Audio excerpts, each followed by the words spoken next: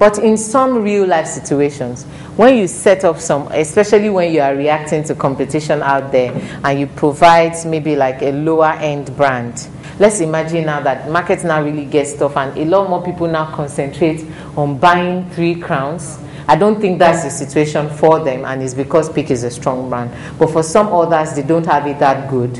And so people concentrate on like the 3 crowns, and you find out that you're selling more of that newer brand that you were using as extension rather than the main brand, which is your mainstay, which has better profitability, which is the one really sustaining the company. So do you know there's some brands that you introduce that is just for the purpose of fighting competition? It's not so much that they have good margins or whatever, and then the market shifts to those brands. You're in trouble, because then you'll be forced to go up and they'll now say, oh no, it doesn't meet our needs anymore. And meanwhile, your original brand that people were buying that you didn't want to, it's already lost market. Now you're having issues here. So that's why I said it's a consideration. So one just has to be careful. You'll be watching out for the signs. You know, in my former company, if we set up a low end price, after a while, they'll just say it's not available anymore, you know, because it's like, let it quickly do the work it's supposed to do and withdraw it. Don't get people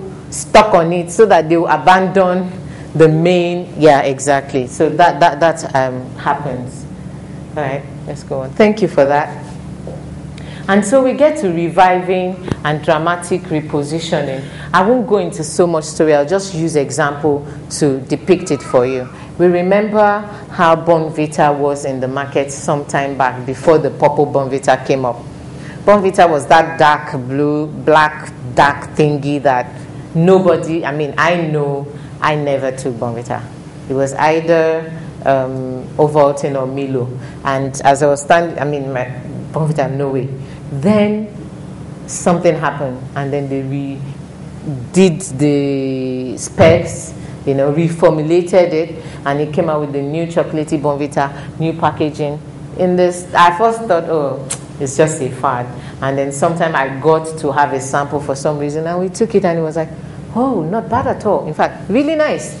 And in my house now, it's not, before it used to be, Mommy, it must be Milo, but anyone I put there, we're all good to go. So what has happened? There's been a massive repositioning, and people don't take it like what it used to be. That's about reviving. Look at Maclean's. Maclean's was completely out of the market at some point. As you said, all the close-ups and all the like. But hey, they're back. Complete Maclean's, all white Maclean's, the best cavity removing Maclean's. It's just about deciding, do you know what, we're not quitting this market for anybody. We must come back. But you see, when the market situation is that hot, you must know on time and come back quickly so that, consumers won't just be waiting. That's just all we're trying to say. So I thought about different turnaround strategies. We're looking at when there's a lull for a brand or a product, what do you do in your existing markets and in new markets? In existing markets, you have to do things that entrench the brand, i.e. start doing activation, come back strongly, or we're doing tests, people must brush with this to see that there's newness to these things, and then you got that. You leverage intermediaries, get right there into everywhere where everybody can see that brand, so that it comes back into the reckoning of people and say, oh, this brand is back. And so we know. And then mandatory consumption. See whether you can get endorsements, and so people can be saying, oh, whenever you go to the clinic and they wanted to get, this is what they will give to you. And so by the time you get that, you find out you're using that product and then it's back, that brand rather.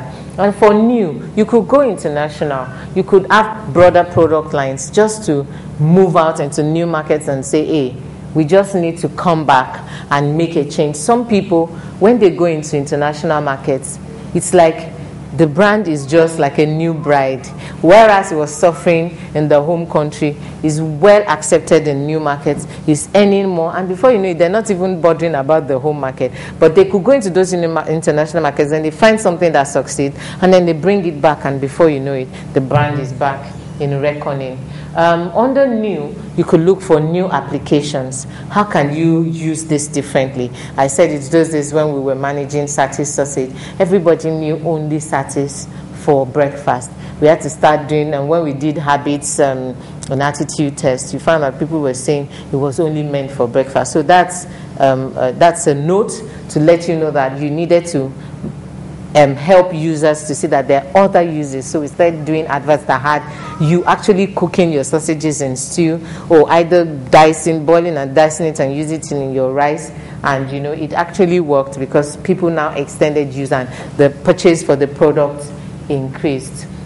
And then you could redefine markets. Say that, our market is no longer just people who are going to school to do this. We need to extend to people who are driving buses. And, sometimes you say, I'm targeting only children who pack stuff in lunch boxes. But you could actually imagine that, everybody that is traveling long distance needs maybe a certain product to pack in their bags to eat on the way. And so when you extend, you redefine your market, then you begin to communicate to those other people who would not have considered you, and so that way you achieve your turn around.